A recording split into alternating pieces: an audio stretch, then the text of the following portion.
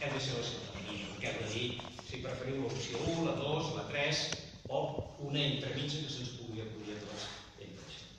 Per tant, m'agradaria que ens quedés molt clar aquesta idea. Què estem fent ara? Què estem fent ara l'any 2016?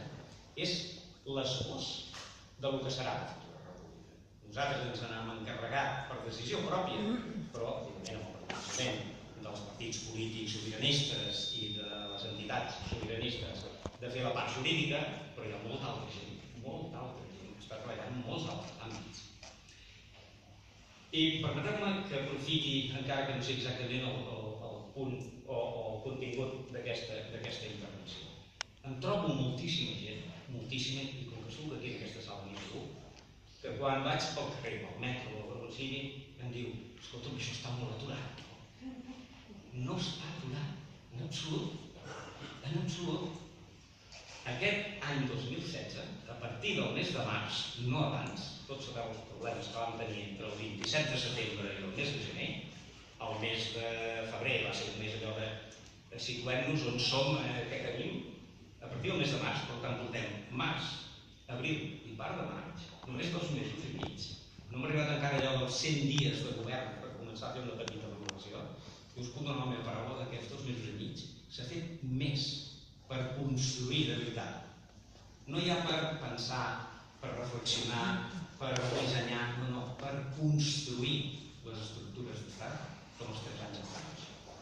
Per tant, l'any 2016 és un any en el que jo us demano que tingueu molt de paciència. És un any de feina, no és un any d'ètica. És un any on, i poso sempre aquest gràfic o aquesta metàfora perquè a mi em sembla que és molt il·lustrativa, és un any on estem posant els fonaments del que estem construint. I sabeu què estem construint?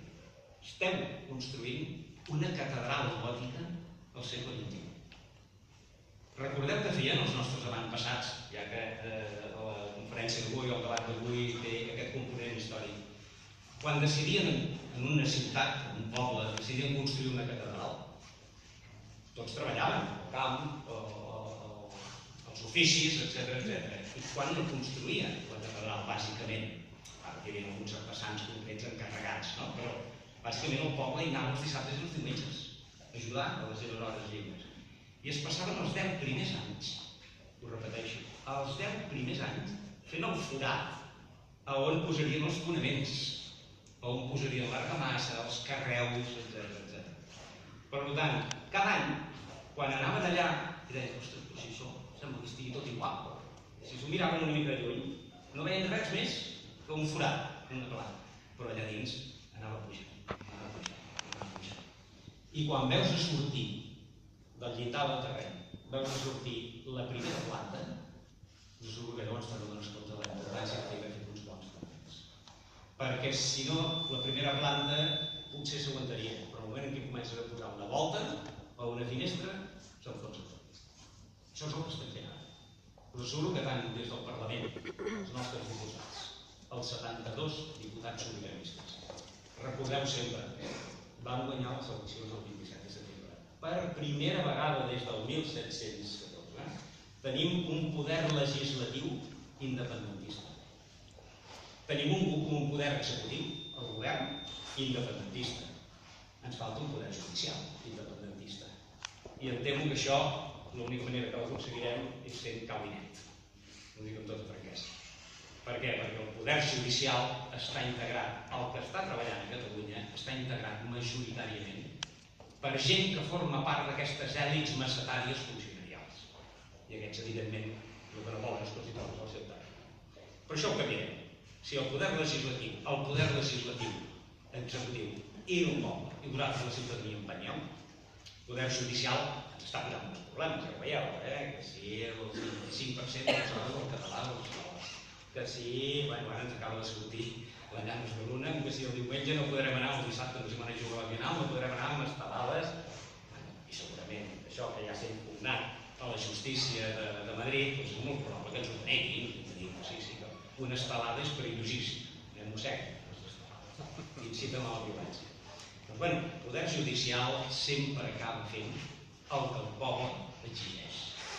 I precisament perquè això ho tenim molt clar, Sebastià i jo i la resta de companys, han dissenyat en aquest esbós de constitució futura han dissenyat un poder judicial absolutament independent, que no s'assembla per res al poder judicial espanyol. De fet, no se'n diu ni poder, funció judicial, perquè és una funció a la ciutadania, al servei de la ciutadania, i que, a més, els seus caps màxims, i el d'avanço, per exemple, el president del Tribunal Suprem de la República de Catalunya i el fiscal general de l'Estat, l'elegireu els ciutadans amb eleccions lliures i universals.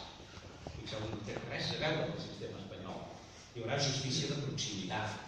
Els plets es resoldran en un termini màxim d'un any.